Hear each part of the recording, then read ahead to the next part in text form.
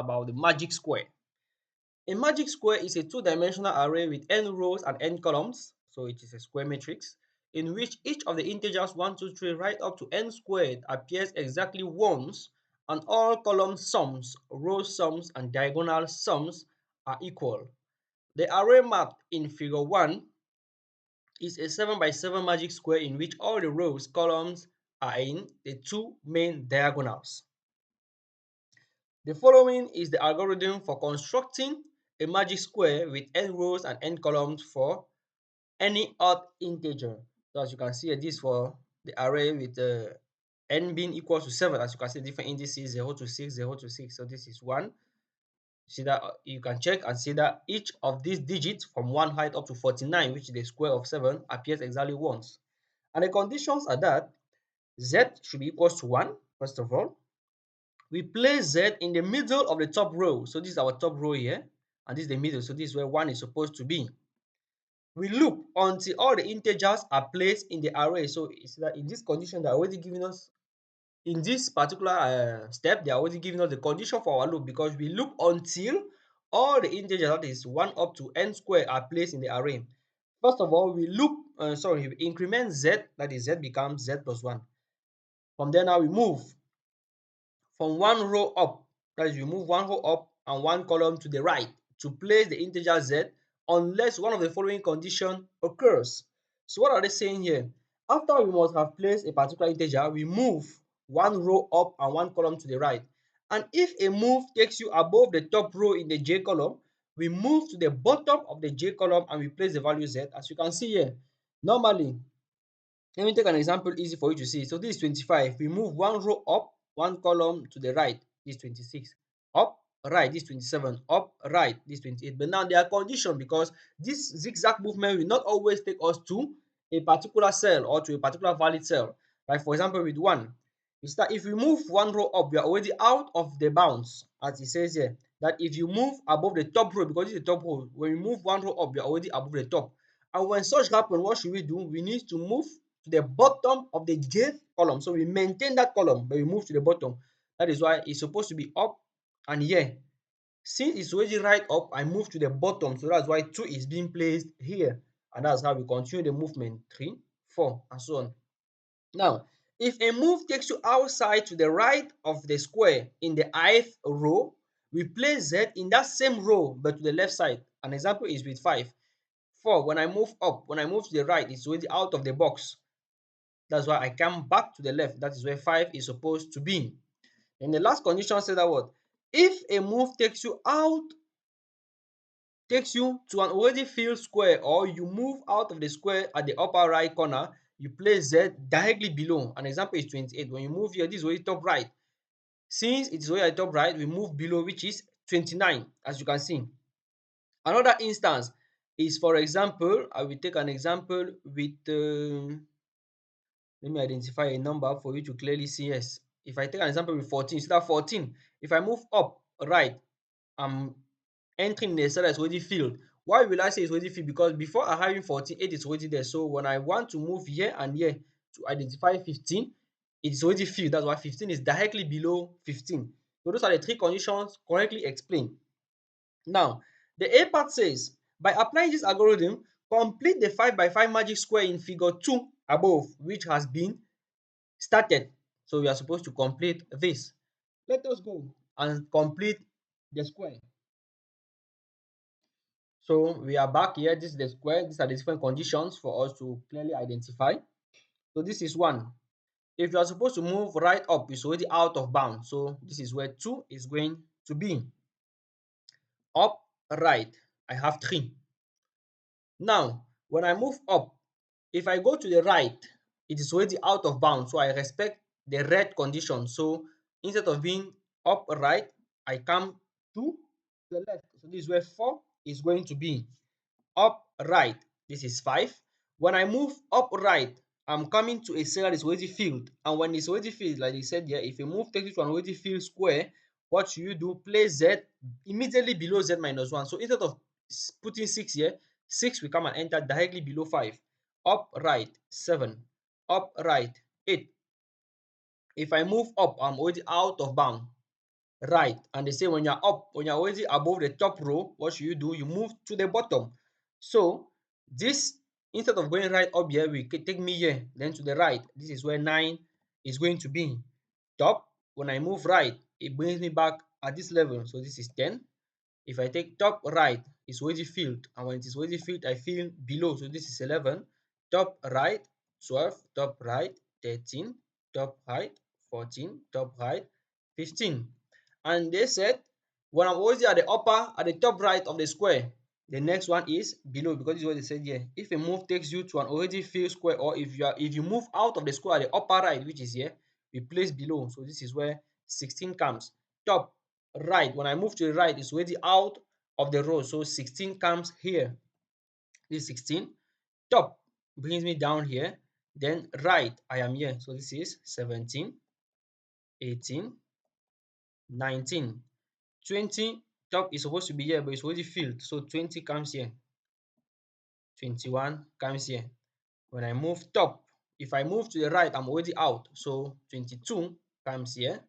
Then 23, sorry, wait, this is 21, 22, this is 23. Top right, this is 24, but it's supposed to be 25. It shows that there's a digit I enter twice. Let us look at it. This is 1, 2, 3, 4, 5, 6, 7, 8, 8, 9, 10, already fit 11, 12, 13, 14, 15, 16. Yeah, so this is where 17 is supposed to be. 17, 18, 19, 20, already filled. So 21 is here. 22, 23, 22, 23, already filled.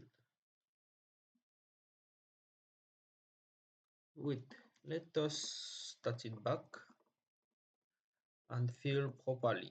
Sorry for the inconvenience.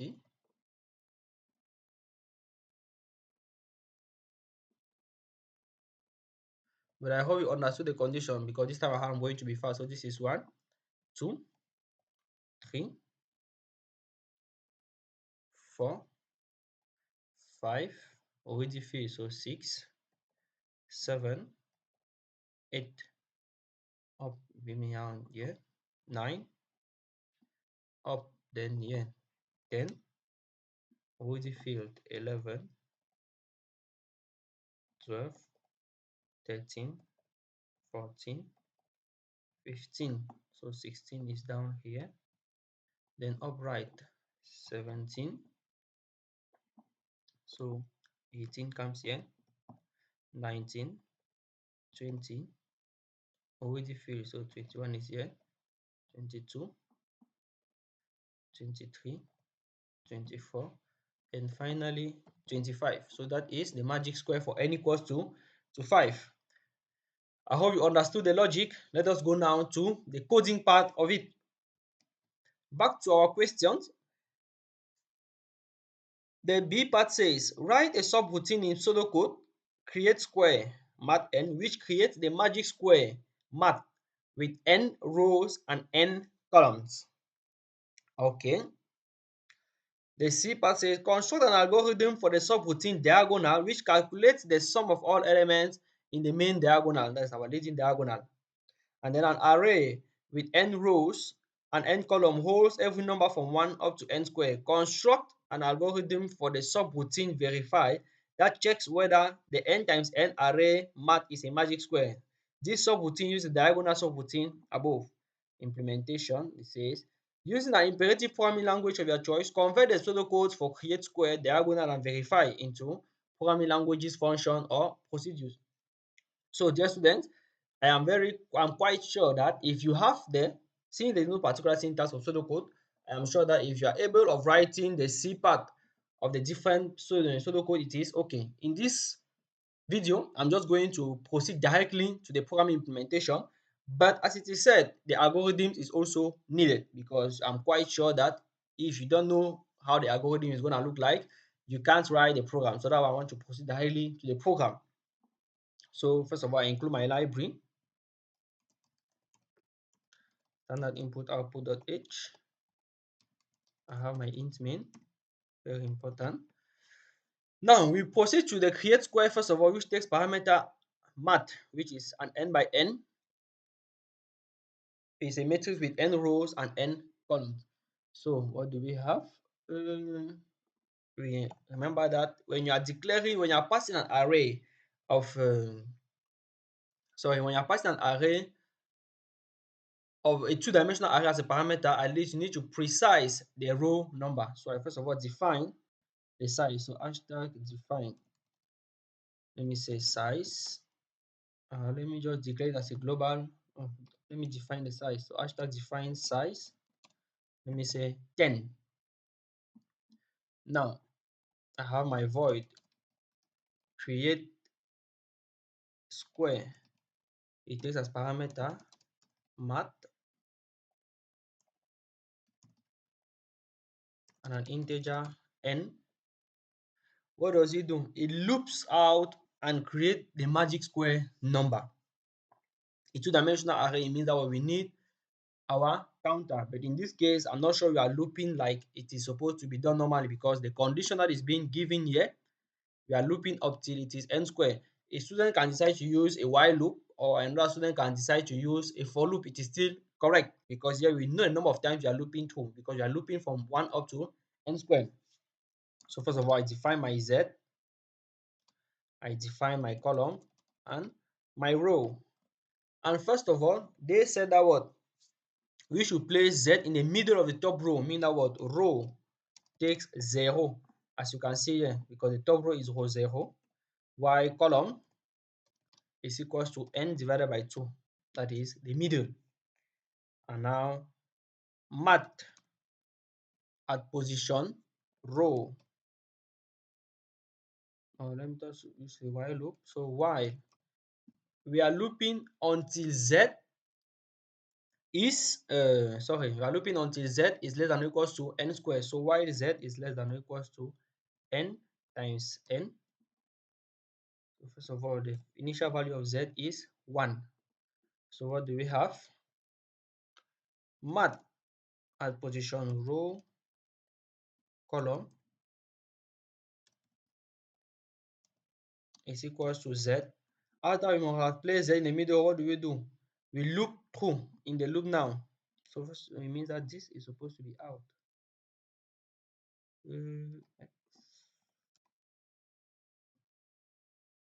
No, I will allow it inside. Good.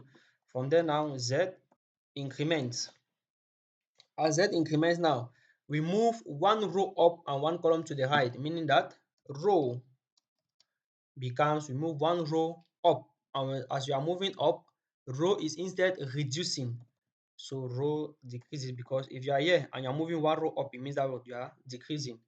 While column to the right, when you're moving to the right, column increases. That is what we have. Good. Now we have a different condition that we're given. If row, they say if it takes you above the top row, because above the top, it means that it is negative. So if row is less than 0, what should we do? Move to the bottom of the row, meaning that what row becomes n minus 1.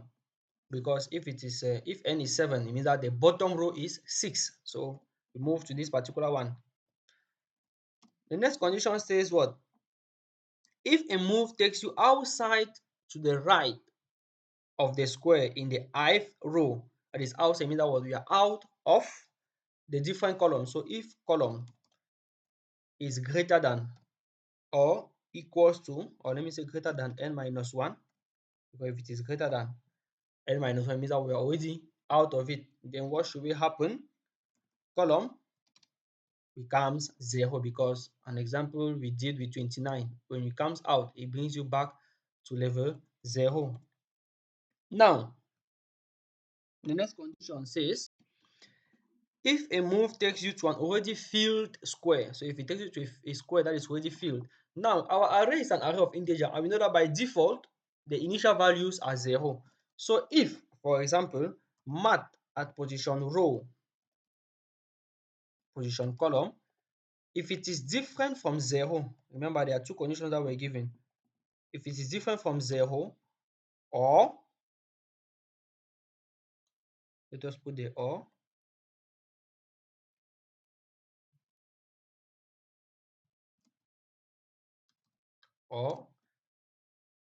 see if it takes you outside the right of the square, sorry, if you move takes you an already filled square, so this one verifies if it is already filled, because if it is not 0, it means that it is being occupied by a value. Or let us just say if it is greater than 0, good. So if it is greater than 0, it means that it contains an already filled value. I think 0 is better. It is different from 0, yes. Or is it? Or if you move out of the square at the top right, because this is the top right there, at the top right means that what? Row is equals to 0 and column is equals to n minus 1. If that is the case, then what should we do? We simply move down, meaning that what? We maintain the column, but row increments. So row increment, because if I'm here, row 0, when I move down, row is 1. Another instance is here, row here is 32, is 2. When I move down, it is becomes 3. So row increments. That is simply what the algorithm is supposed to do. I think from there, let us run and see. So I'm going to save it as exercise 5. Oh, I did not save it well. Exercise 5.c. Good. Now we have an error. It says declaration of math as multidimensional array. Column should be defined instead. So if I run,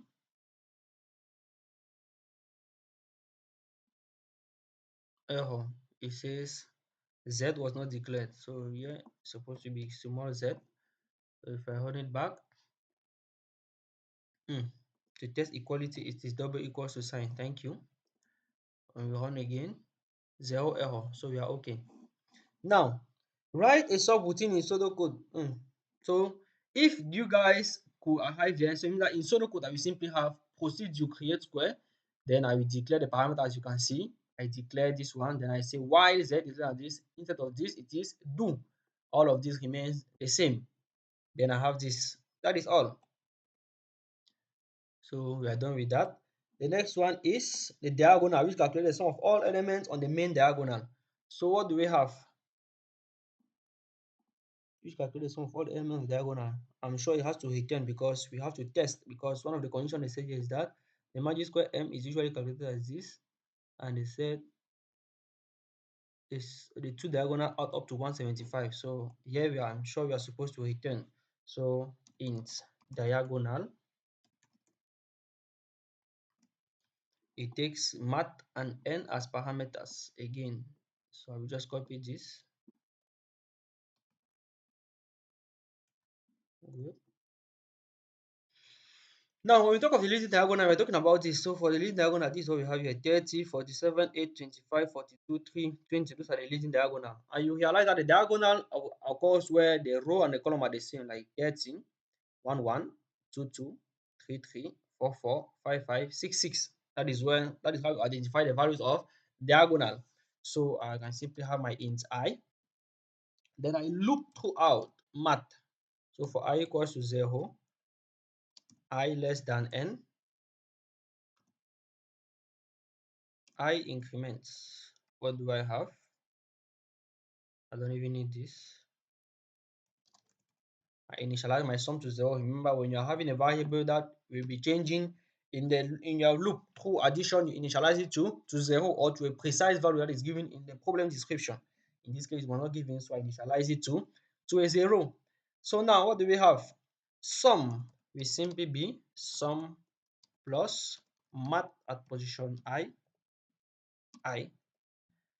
thanks one of my great colleague that I had, Mr. Tangwa Genesis, for showing me this awesome approach for calculating the sum of the leading diagonal, because I was used, and I'm sure majority of you watching this video are used to the fact that you will have a double loop, looping for I and looping for J. Then you say if I is equals to J before you add. No, you can simply have this because I am simply adding sum to the different values having the same row and column. I hear 0, 0, 1, 1. So this one, simply add it and everything is done. After that, I return sum and that is all. So let me run and see if there's an error.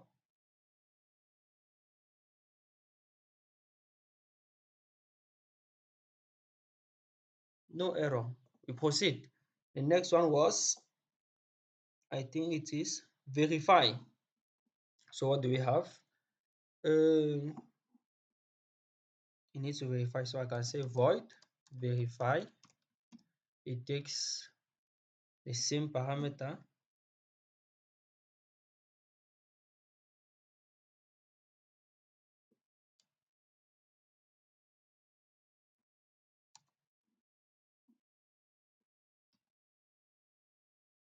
Wait a bit. Let me see.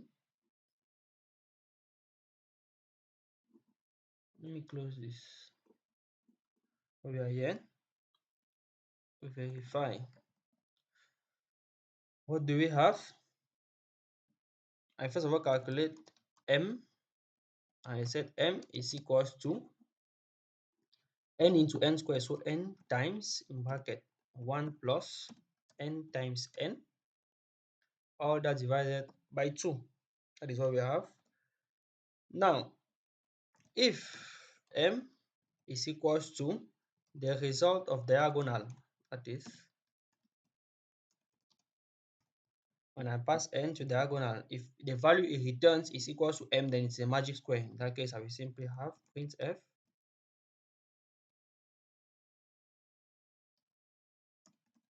this is a magic square.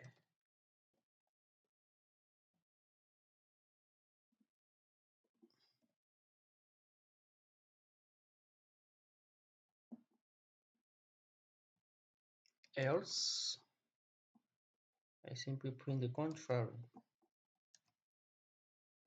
This is not a magic square. And we are done with the subroutine verify. If we run and see if there's an error,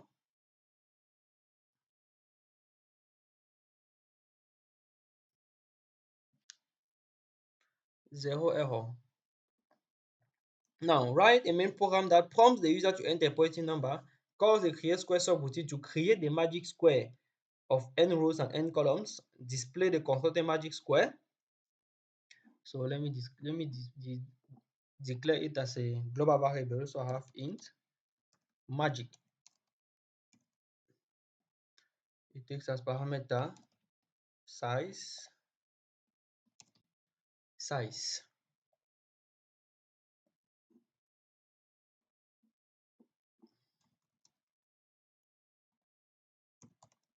Printf,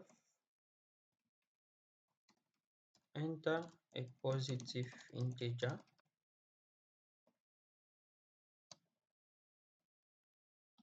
scanf, %d, ampersand n.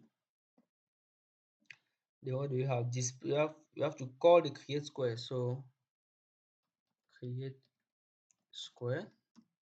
It takes as parameter a matrix, which in this case is magic, and it takes n. Then it should display the constructed magic square. In order to display, I simply have my for loop with my double counters because there's no subroutine for that. So for I equals to 0, I is less than n, I increment. For I equals to 0, and sorry, j. Let me just copy this.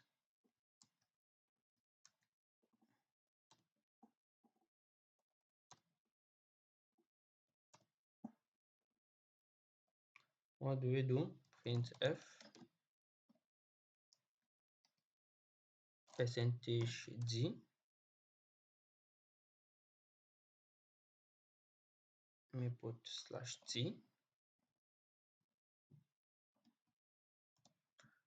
/t comma magic at position I position J.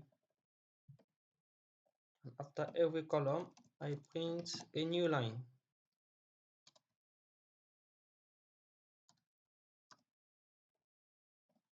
So that's what we have. From there now, I display the constructed magic square, which is already done. I call the verify subroutine to determine if it's a magic square or not. They say the verify subroutine displays an appropriate message such as the array is a magic square or the array is not a magic square. So the array, from there, I will simply call verify with magic and n. Good. Let us run and see. Error, or is the error saying create square was not declared in this scope.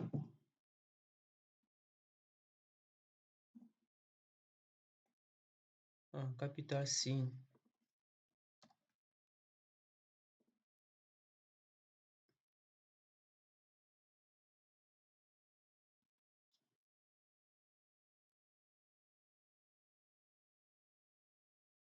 My CPU is a little bit busy, that's why it takes a lot of time. So if I enter 5, 24, 25, 21, 22, 23, and they say it is not a magic square. If I run again, and this time around I enter 7, let me see what it's going to do.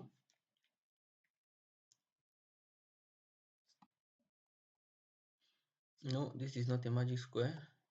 Not correct. So when we come here, z is equals to 1,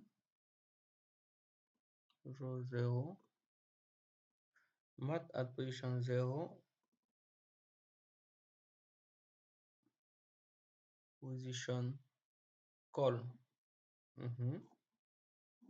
equals to z, then z increments, that is z is equals to z plus 1, row reduces. Wait, when you're moving, you see one row up, that's why it is reducing.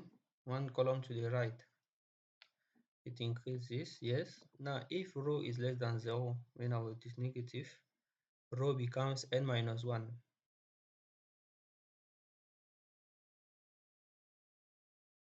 Let us see, because from 0 we are moving to negative 1.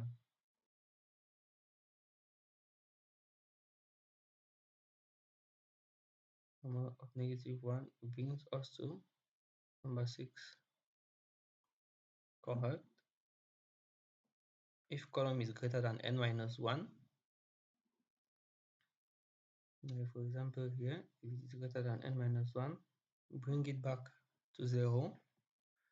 If mat is given from 0, or row given from n minus 1, this is what we have.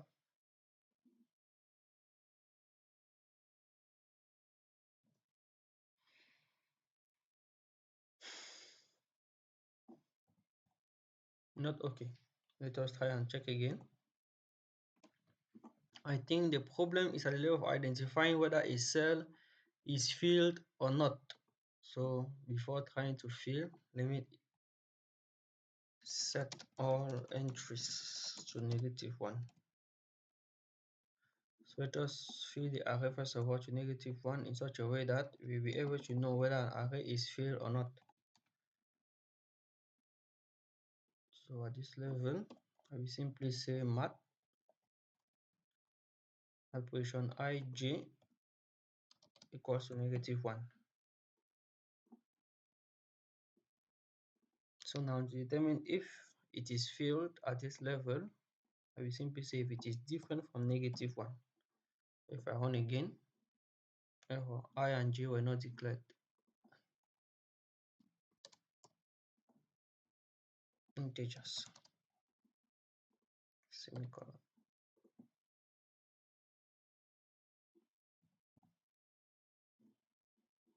So actually it shows that it does not fill the other cells.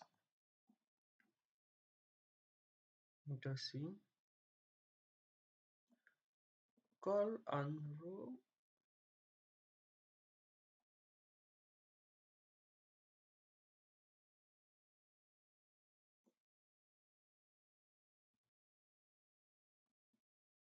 for sure this is not actually useful.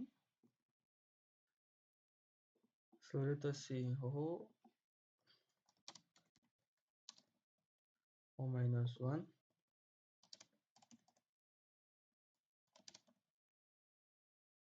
column plus 1 here.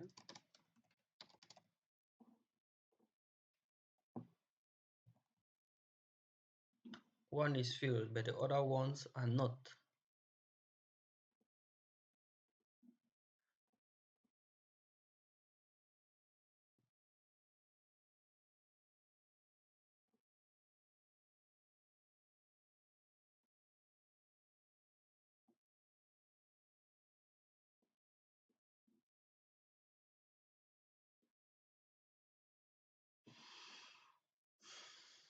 Into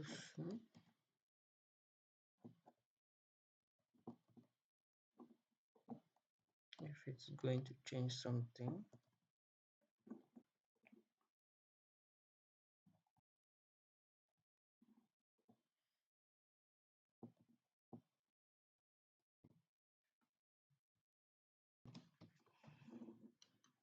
So at this level, since we have moved what was initializing them to -1, let us put it back to 0, which is the initial value for integer arrays. So if I run it again, if I enter 5, this is a magic square. So this is the magic square that has been displayed.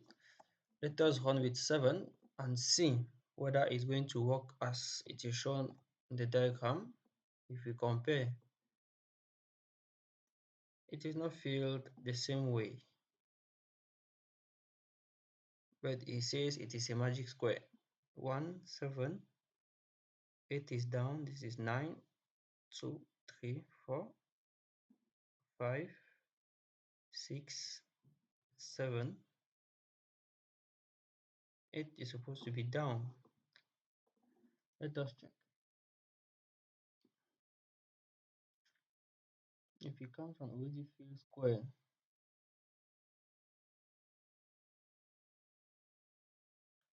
yes, if it comes from already filled square, normally as it comes down, it means that the column is maintained, but the row increases.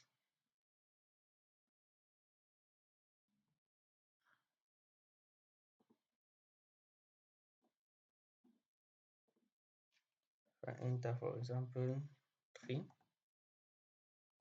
this is the magic square for 3. So I hope we have solved your problem. At this level, I simply remove the condition for the top right, because if it is top right, if it comes here, this is supposed to come down here, then here, and it's always going to be filled with this, so that will allow that condition to be blank. At the end, it fills our square normally, and we have our magic square. So that is all for this particular question. Very tough and very strategic. I hope you learned a lot through this program. Do not forget to like, to subscribe, and to share for our community to grow. And see you in the next video, where we shall be tackling exercise, programming exercise number 6.